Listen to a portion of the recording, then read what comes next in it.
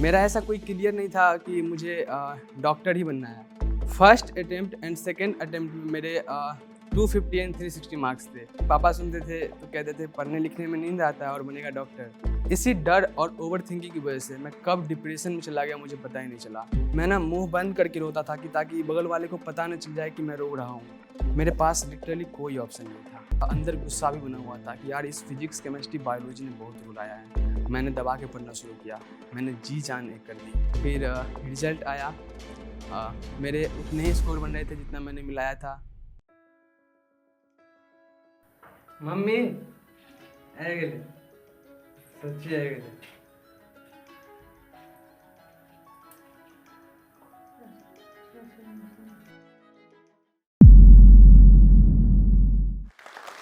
Hello everyone, मेरा नाम रोशन कुमार है।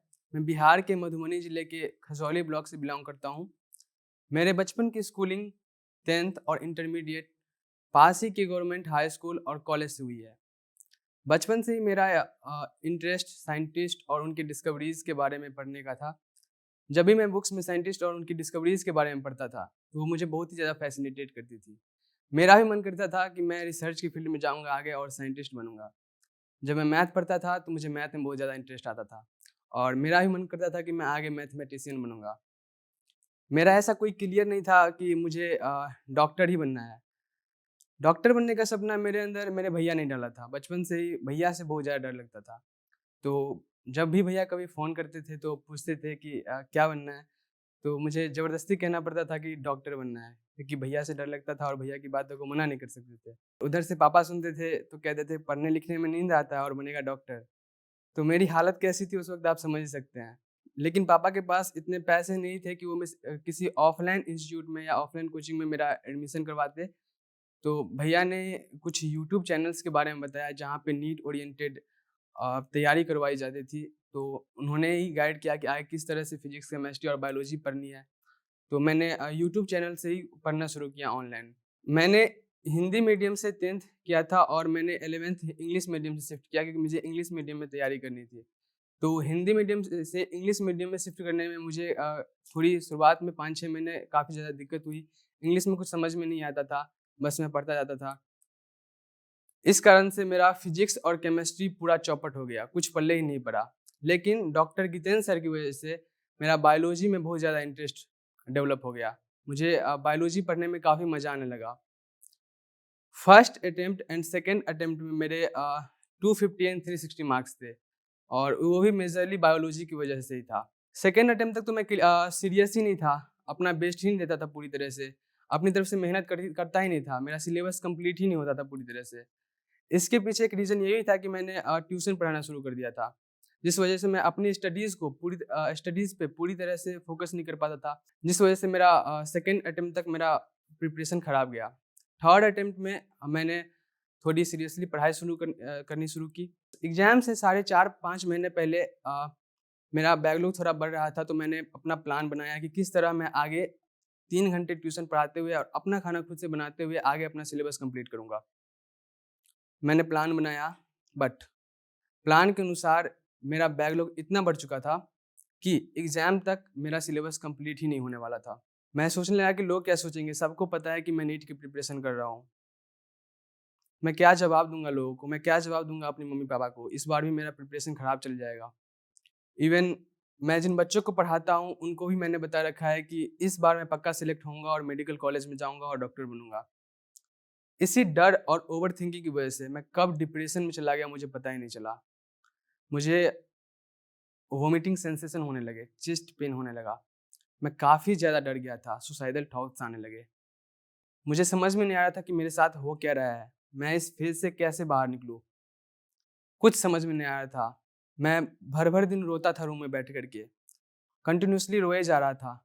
मैं ना मुँह बंद करके रोता था कि ताकि बगल वाले को पता ना चल जाए कि मैं रो रहा हूँ।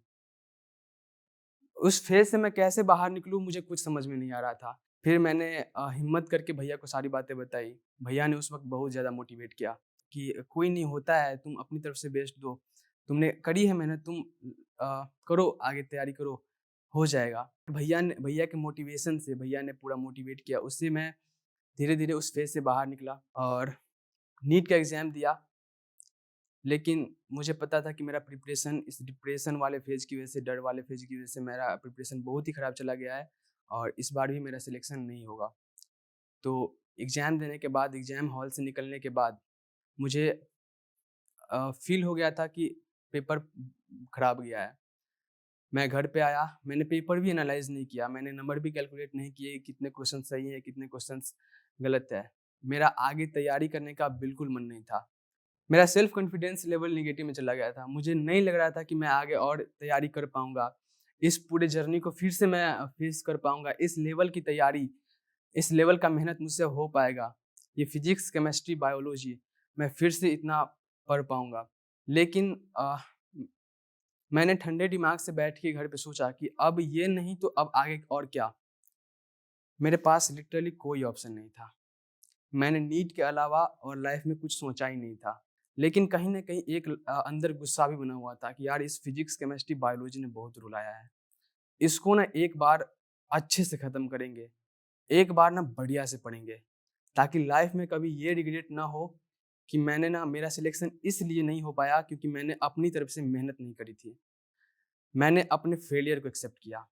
मैंने एक्सेप्ट किया कि इस फेलियर की वजह से का वजह आज से पहले मेरे लाइफ में जो कुछ भी हुआ है, मेरे पास्ट में मैंने जो कुछ भी फेस किया है, इसकी रिस्पॉन्सिबिलिटी मेरी है। और मैंने ये भी एक्सेप्ट किया कि आगे लाइफ में चाहे मैं फेलियर होऊँगा या सक्सेस, इसकी भी रिस्पॉन्सिबिलिटी मेरी होगी। तो मैंने डिसाइड किया कि बस एक बार और जी-जान से मेहनत करनी है, सिलेक्शन हो या ना हो, कोई फ़र्क नहीं पड़ता, बस अपना बेस्ट देना है, बस। मैंने अपने फ़ोन से सारे फालतू के ऐप्स डिलीट किए। मेरे फ़ोन के होम स्क्रीन पर सिर्फ़ एक ऐप था, वो था फिज़िक्स वाला का। मैंने सारे फालतू के कॉन्टैक्ट्स डिलीट किए। मैंने सारे लोगों से दोस्ती यार सबसे कनेक्शन ख़त्म किया। मैं ना ही किसी को फ़ोन कॉल रिसीव्स करता था और ना ही किसी से बात करता था। मैंने दबा के पढ़ना शुरू किया। मैंने जी-जान एक कर दी।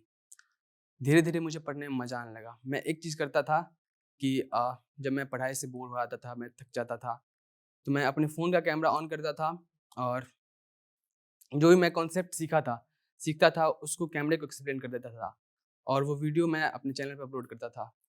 वो वीडियोज़ अभी मेरे चैनल पे पड़े हुए हैं। पढ़ता गया कंटिन्यूअसली, मेरा कॉन्फिडेंस लेवल बढ़ता गया। फिर मुझे धीरे-धीरे रियलाइज़ हुआ कि यार मैं टेस्ट नहीं दे रहा हूँ। मुझे बहुत ढेर सारे टेस्ट देने चाहिए, मुझे बहुत ज़्यादा क्वेश्चन प्रैक्टिस करनी चाहिए क्योंकि एग्ज़ाम में भी अल्टीमेटली क्वेश्चन ही पूछा जाएगा। शुरुआत में करीब डेढ़ 2 महीने टेस्ट ही नहीं दिए थे बिल्कुल। फिर मैंने कंटिन्यूअसली टेस्ट देना शुरू किया। मेरे नंबर टेस्ट में 500 से ऊपर जा ही नहीं रहे थे।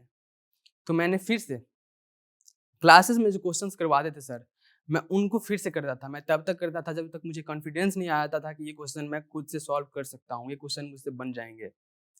मैं ऐसे करता गया। मैं कई बार, लगभग 3-4 बार उन क्वेश्चंस को खुद से प्रैक्टिस करता था क्लासेस में करवाने के बाद। फिर मेरा टेस्ट में मार्क्स इंक्रीज़ होने लगे। और मुझे और ज़्यादा मज़ा आने लगा, मुझे पढ़ने में और ज़्यादा मज़ा आने लगा। इतना मज़ा आने लगा कि किसी से बात करने का मन नहीं करता था, कुछ और करने का मन नहीं करता था। मैंने सारी चीज़ें छोड़ दी। छठ, होली, दिवाली जितने भी पर्व थे, कब छठ आया, कब होली आया, मुझे कुछ पता नहीं चला। घर से रिलेटिव्स के कॉल्स भी आते थे कि फलाने की शादी है। मैंने किसी को अटेंड नहीं करी, सबको मना कर दिया क्योंकि मेरे पास टाइम नहीं था और मेरा जाने का बिल्कुल मन नहीं था। क्योंकि मुझे पता था कि अगर मैं इन सब चीज़ों में इन्वॉल्व हो जाऊँगा, तो मेरे पास लाइफ़ में ये अपॉर्च्युनिटीज़ फिर से नहीं आएगी। इतना इस लेवल की पढ़ाई मैं फिर से नहीं कर पाऊँगा। ये जो पूरे मेहनत करी है मैंने, ये सब बर्बाद हो जाएगा। मैंने सबको रिजेक्ट कर दिया, मैंने पढ़ना शुरू कर दिया। मुझे लग रहा था कि शायद प्रिपरेशन में फिर से मतलब कहीं न कहीं कमी है। मैं जिस लेवल की मेहनत करने की कोशिश कर रहा हूँ, वो लेवल उस लेवल से मेरी मेहनत हो नहीं पा रही है। लेकिन मैं रुका नहीं, मैं कंटिन्यूअसली करता गया। मेरे मुझसे जो भी गलतियाँ होती थी, टेस्ट में मिस्टेक्स होती थी, मैं उसको इम्प्रूव करता जाता था। और मुझे याद है कि लास्ट में महा रिवीजन में 3 टेस्ट हुए थे और टीचर्स ने बताया था कि इन तीनों टेस्ट में आपके जितने मार्क्स आएँगे, एग्ज़ाम में भी इन्हीं का एवरेज आपको मार्क्स आएगा आएगा। तो उसमें से मैंने 2 टेस्ट दिए और दोनों टेस्ट में 580 और 585 मार्क्स आए। मेरा होप मैंने बिल्कुल ही होप ही छोड़ दिया था कि मुझे एमबीबीएस लाइक स्कोर मैं ला पाऊँगा एग्ज़ाम में। फाइनली वो एग्ज़ामिनेशन वाला दिन आया। मुझे डर भी लग रहा था, लेकिन मैं एग्ज़ाम से सेंटर में एंटर करने से 1 घंटे तक पहले तक मैंने पढ़ाई छोड़ी नहीं, वहाँ पर भी मैं बैठ करके इम्पोर्टेंट पॉइंट जो टीचर्स ने बता रखे थे उसको मैंने रिवाइज़ किया और लिटरली वहाँ पर वो 2 ढाई घंटे में मैंने जो रिवाइज़ किया था उसमें से 6-7 क्वेश्चन एग्जैक्टली पेपर में आ गए। मैंने पेपर दिया, पेपर में वही क्वेश्चन सब थे जो मैंने क्लासेस में सॉल्व करी थी। मुझे लग रहा था कि शायद पेपर मेरा अच्छा जाएगा इस बार। मैंने पूरा पेपर दिया, मुझे फील हो गया था कि मेरा पेपर अच्छा गया है। मार्क्स कितने बनेंगे इतना इसका नहीं पता है, लेकिन इतना फील हो गया था कि पेपर अच्छा गया है ना? जो भी होगा अच्छा ही होगा। मैं खुश था। मैं रूम पे आया, 4-5 घंटे लगे आंसर की से मिलाने में।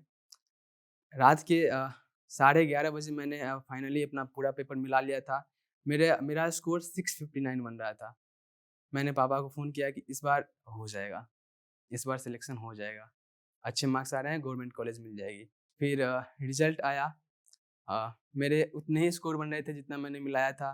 सब खुश थे। मैंने आज से पहले पापा, मम्मी, भैया सब के चेहरे पर ऐसी खुशी कभी नहीं देखी थी। मैं एक चीज़ दावे के साथ कह सकता हूँ कि आपकी मेहनत और फैमिली का सपोर्ट अगर आपको मिल जाए, तो आप अपनी लाइफ में किसी भी मुकाम तक पहुँच सकते हो।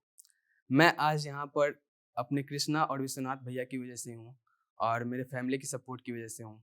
आज वो ना होते तो शायद मैं इतनी मेहनत नहीं कर पाता, शायद मैं इस लेवल पे नहीं पहुँच पाता। वो लाइन मैंने कई बार सुन रखी थी कि pain is temporary but gain is permanent. लेकिन इस बार मैंने वो फ़ील किया था कि सच में पेन टेम्पररी होता है और गेन परमानेंट होता है। तो मैं आगे सभी एस्पिरेंट को ये कहना चाहूँगा कि एक बार यार डेडिकेशन के साथ, पूरी लगन के साथ तैयारी करो ना, क्या हो जाएगा। 1 साल में ना बाकी चीज़ें नहीं बदल जाएगी, लेकिन 1 साल आप अगर अपनी डेडिकेशन के साथ मेहनत कर लिए ना, तो आपकी ज़िंदगी पूरी तरह से बदल जाएगी। ये वक़्त भी बीत जाएगा, लोग भी सारी बातें भूल जाएँगे। रहेगा तो आपका सिलेक्शन और आप परमानेंटली डॉक्टर बन जाएँगे।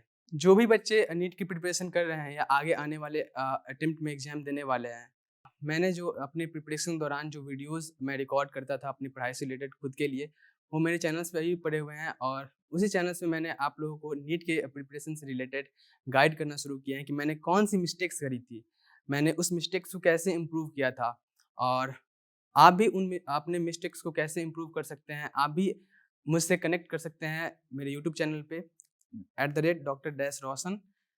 Link in the description. और आपको कोई भी प्रिपरेशन से रिलेटेड क्वेरी हो, कोई भी डाउट हो, आप कमेंट कर सकते हैं। आप मेरे इंस्टाग्राम पे मुझको मैसेज कर सकते हैं, मैं डेफिनेटली रिप्लाई करूँगा। अहाँ सब एकरा सब्सक्राइब करू, लाइक करू और जत्ते से जत्ते मैथिल छै उनका बीच में शेयर करू और नया नया प्रेरणादायक कहानी बहुत सारा खिस्सा अहाँ के सुनल मिलत, तो बस बनल रहू।